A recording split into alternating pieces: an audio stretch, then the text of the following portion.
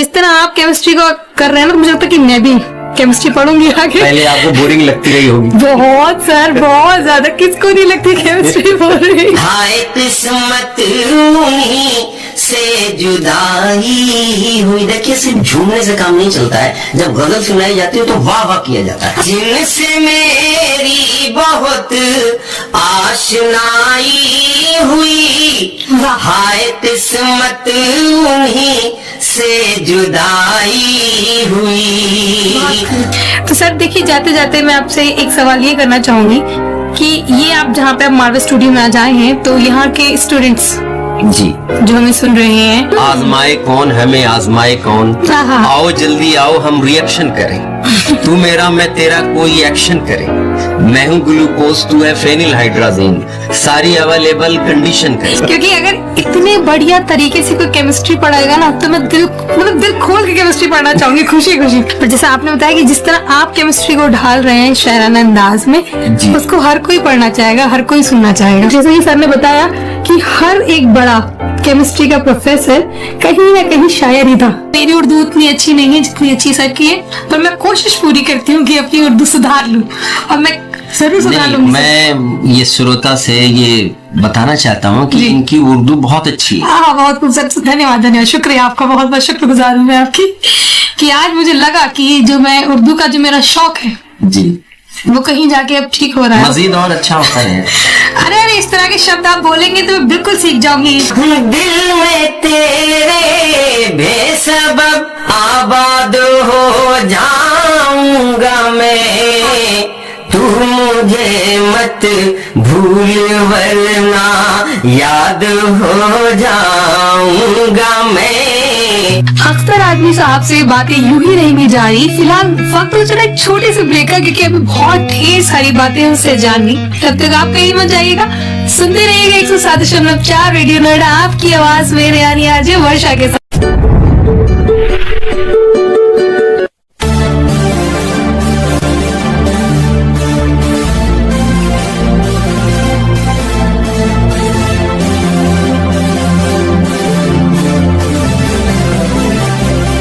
नमस्कार, आप सुन रहे हैं 107.4 रेडियो नोएडा, आपकी आवाज मेरे यानी आरजे वर्षा के साथ। और शो है एक मुलाकात, जहां पर हम आपकी करवाते हैं मुलाकात ऐसी शख्सियत से या ऐसे शख्स से जो हमारी सोसाइटी के लिए बहुत ही ज्यादा योगदान दे रहे हैं, हमारी सोसाइटी के लिए बहुत सारे काम कर रहे हैं।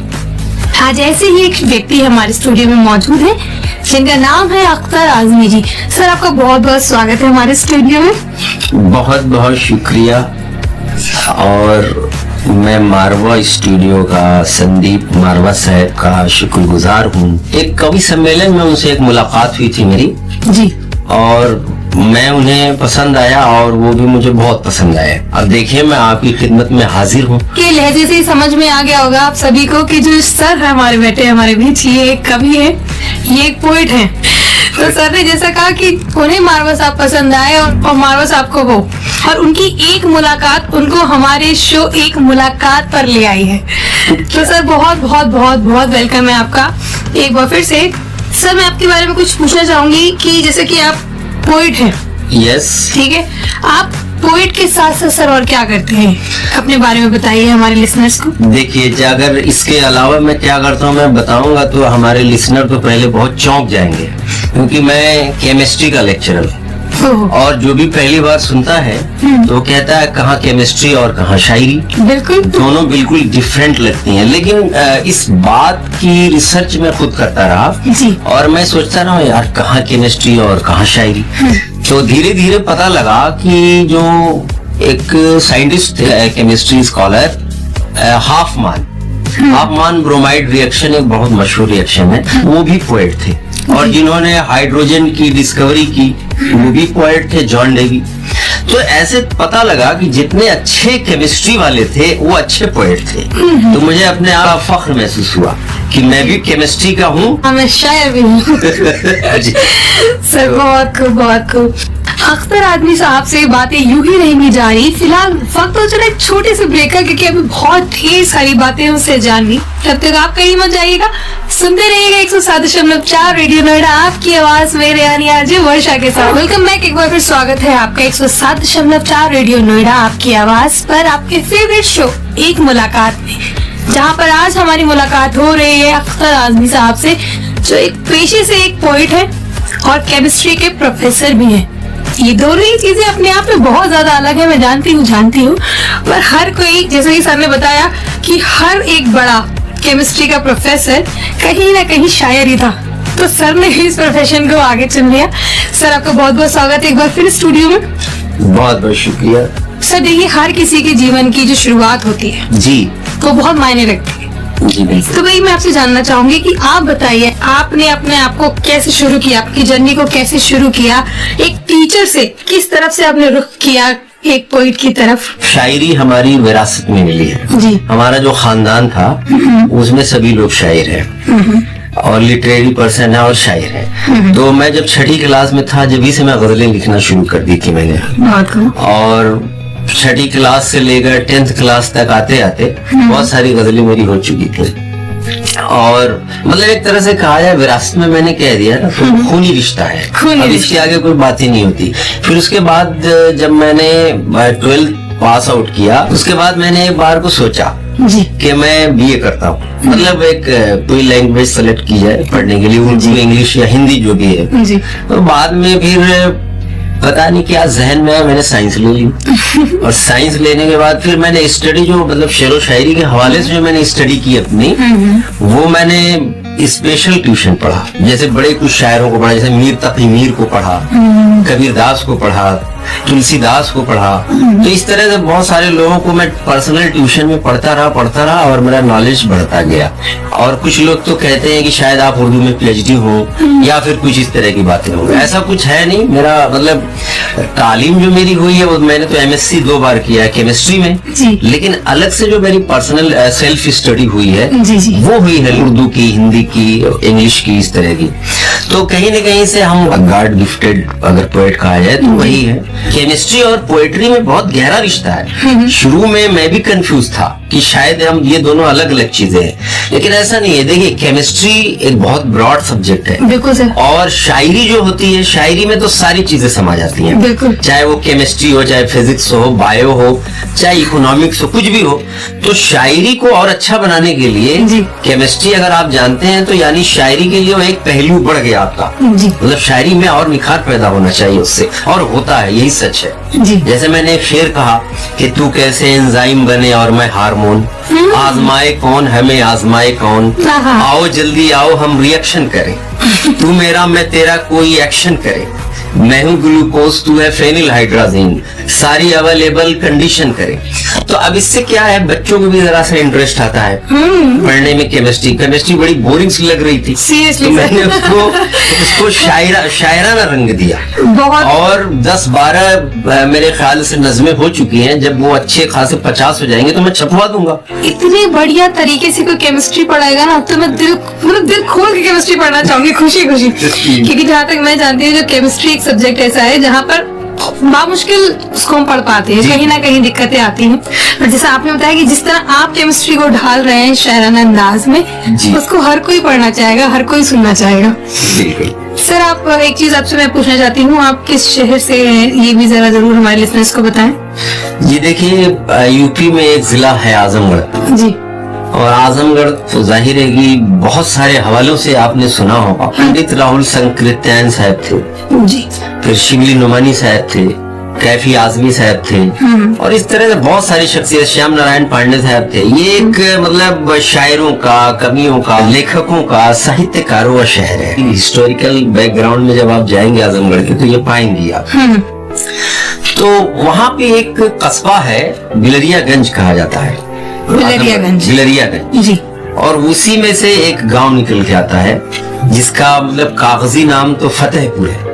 फतेहपुर का मतलब समझ रही है, फतेहपुर का मतलब होता है जीता। क्योंकि मेरे वहाँ भी पड़ता है फतेहगंज, अच्छा, बरेली में, जी। इसलिए मैं आपकी इस बात से कनेक्ट कर पा रही हूँ। जो फतेह शब्द है इसका मतलब ही जीत है। जीत है जी। जी।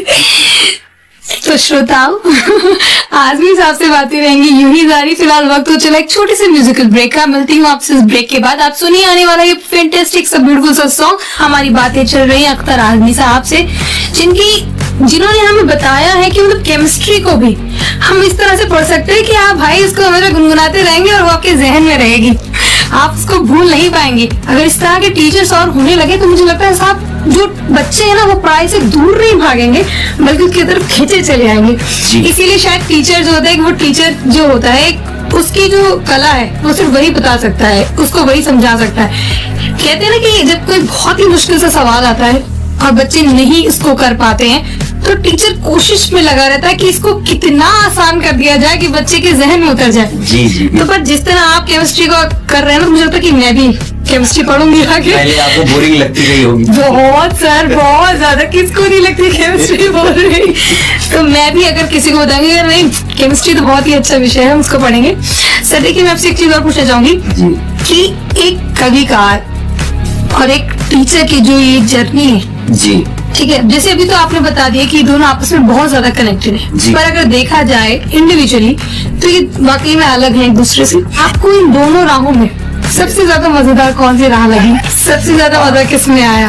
अब आपने ऐसा सवाल छोड़ दिया है। देखिए, ये दोनों ही चीजें इस हवाले से अच्छी हैं और दोनों में मुझे मजा आता है। अगर मजा नहीं आता तो मैं एक छोड़ देता। व्हाट इज टीचिंग है ना, तो उसका मतलब होता है to withdraw the talent from the learner. तो अगर किसी के अंदर कोई टैलेंट छुपा हुआ है तो उसे बाहर लेके आना, और अगर उसके अंदर कुछ जानवरपन है तो उसको ट्रेन करके इंसान बनाना। बिल्कुल। इसके अलावा उसके दिमाग में, उसके अंदर नॉलेज भर देना। अब ये तीनों चीजें जब आप कर देते हैं तब उसके बाद पेस्टालोजी और स्वामी विवेकानंद के दो स्टेटमेंट उभर के आते हैं। टीचिंग और education is manifestation of divine power of the learner. Pestalozzi ने इसी को यूं कुछ कहा था कि teaching is harmonious development of child. Harmonious development, harmonious का मतलब होता है कि ओवरऑल हर तरह से, चाहे उसका कोई भी बैकग्राउंड हो, चाहे वो सोशल बैकग्राउंड हो, चाहे वो कल्चरल बैकग्राउंड है एंड सो ऑन, चाहे कोई सा भी बैकग्राउंड उसका हो जिंदगी का, उसको बाहर लेके आना और उसको डेवलप करना। और जब सारी चीजें मिल जाती हैं, चाहे वो स्वामी विवेकानंद का स्टेटमेंट मिलाया जाए, पेस्टालोजी का मिलाया जाए, या गांधी जी ने भी बहुत अच्छी अच्छी बातें बताई टीचिंग के हवाले से, ये सब जब मिला दिया जाता है तब होता है teaching is to do the change in behaviour of the learner. तो मतलब किसी भी लर्नर के बिहेवियर को पूरी तरह से चेंज कर देना, ये है टीचिंग। तो टीचिंग भी एक गॉड गिफ्टेड चीज है और शायरी भी एक गॉड गिफ्टेड है, मैं मानता हूँ। हालांकि देखिए, टीचर तो बहुत सारे लोग ये सोचते हैं कि चलो कुछ नहीं हुआ तो बीएड कर ले, पर ऐसा नहीं है। टीचिंग सबसे टफ प्रोफेशन है इस दुनिया का। अच्छा टीचर वही होता है जिसको गॉड ने भेजा होता है, और लोग अगर जबरदस्ती टीचर बन जाते हैं पैसे कमाने के लिए तो एक अलग चीज है। गॉड गिफ्टेड पोएट हूँ मैं, बट मैं ये नहीं दावा कर रहा हूँ कि मैं गॉड गिफ्टेड टीचर। सर एक सवाल मेरा आपसे, लोग कहते हैं कि शायर बनने के लिए कि बहुत दुख तकलीफ इन सब चीजों को फेस करना पड़ता है या फिर साहित्य को घोल कर पीना पड़ता है, तो इस तरह की कोई कंडीशंस भी होती है कि अगर आप बहुत ज्यादा गंभीर कुछ लिख रहे हैं तो आपको जरूरी है कि उस गम में अपने आप को ढो लेना? कुछ इस तरह का कुछ जो बना हुआ है, मिथ्स जो बने हुए हैं। देखिए, शायरी में दो चीजें होती हैं, आवुर्द कहते हैं, आमद कहते हैं उसको शायरी की जबान में। छोड़े जाने दीजिए, आप वो समझ नहीं पाएंगे और मेरे ख्याल से जो हमारे श्रोता हैं वो भी नहीं समझ पाएंगे। बस सिंपल भाषा में बता देता हूँ कि एक चीज होती है जुनूनी कैफियत, मतलब आप जुनून में आते हैं और मतलब ऊपर से ईश्वर या खुदा आपके अंदर वो चीज भेजता है। एक चीज ये होगी, और एक चीज आप सोचते हैं, खुद से सोच के क्रिएट करते हैं। तो इनोवेशन क्रिएटिविटी में क्या फर्क है? इनोवेशन एक अलग चीज है, क्रिएटिविटी एक अलग चीज है। जैसे एक साइंटिस्ट होता है वो आविष्कार करता है, इनोवेशन करता है। शायर आर्टिस्ट इनोवेट नहीं करता, समझ रहे हैं? क्रिएटर और इनोवेटर दोनों में डिफरेंस है। जी। क्रिएटिविटी के लिए जरा सा दिमाग जो है वो कुछ दीवानेपन की तरफ जाना जरूरी होता है। थोड़ा जुनूनी कैफियत तारी होती है, वो अपने आप ही आती है। हमारे दादा थे, तो वो जो शायर थे, वो उनका जो दीवान था, दीवान का मतलब जो पोएट्री कलेक्शन होता है, उन्होंने नाम रखा था हिजियान। हिजियान का मतलब होता है वो शायरी जो बुखार की हालत में की गई हो।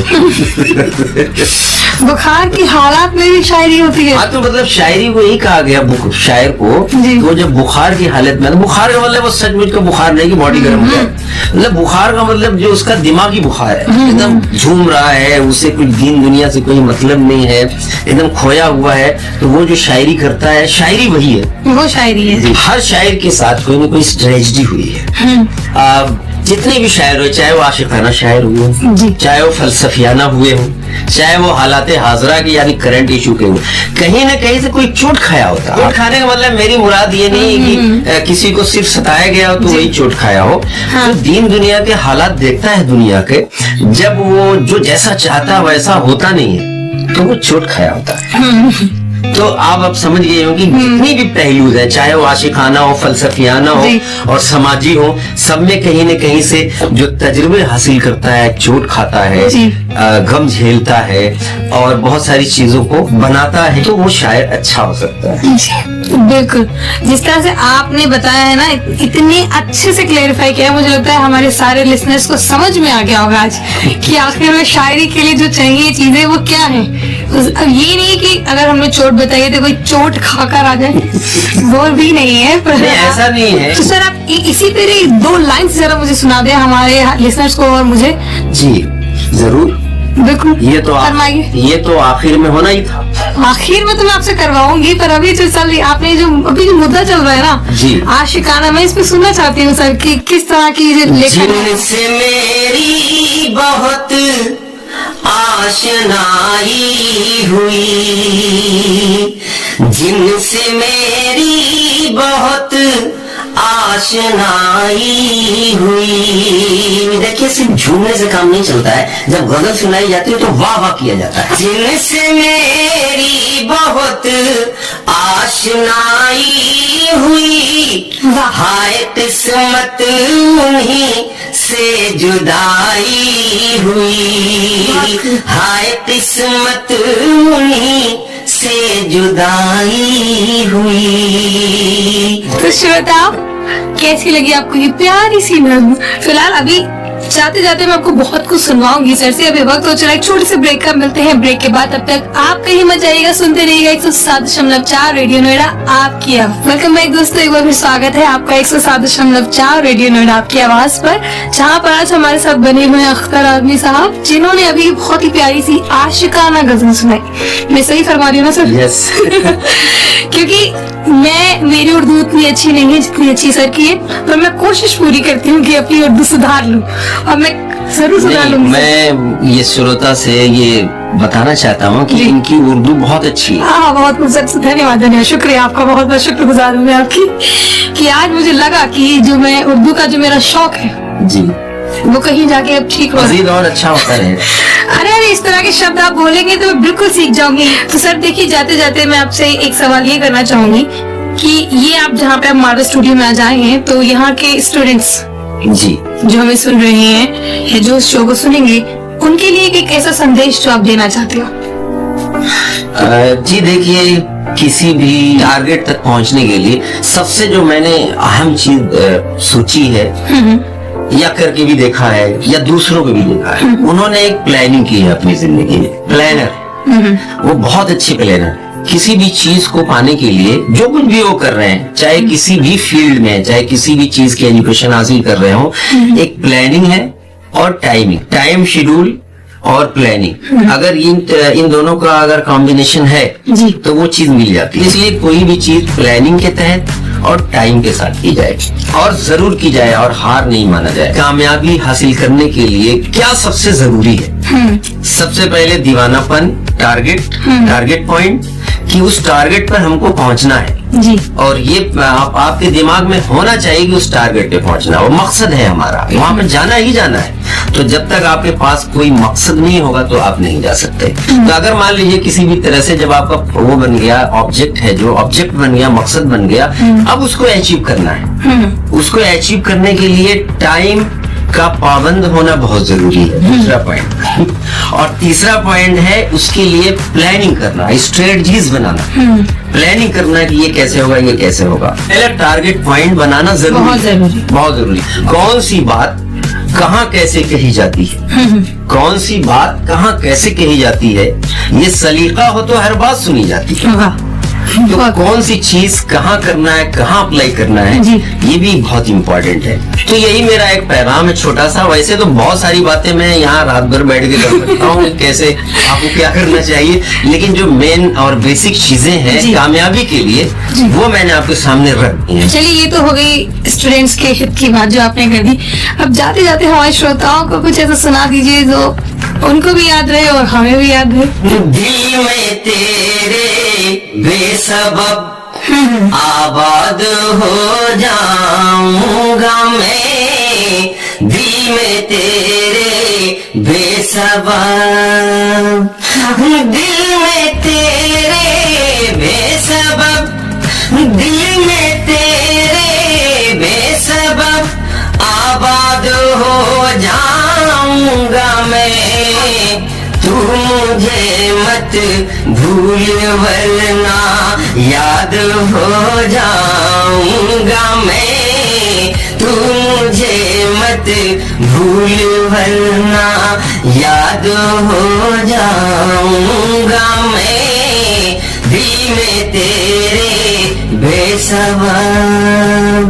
बहुत खूब सर, बहुत खूब, बहुत। सर ने आज हमें जो जो बताया है ना, आज हिंदुस्तान के बारे में 4 लाइनों में उन्होंने सब कुछ बता दिया, गूज़बम्स आने लगे मेरे।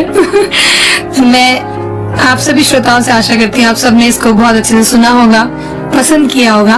तो आज का ये शो हम यहीं पे समाप्त करते हैं और आपसे मिलेंगे किसी नए शो में, नए एपिसोड में, किसी नए गेस्ट के साथ। और हम इजाजत देते हैं सर आपसे। जी बिल्कुल, बहुत बहुत शुक्रिया। आप कहीं मत जाइएगा, सुनते रहिए 107.4 रेडियो नोएडा आपकी।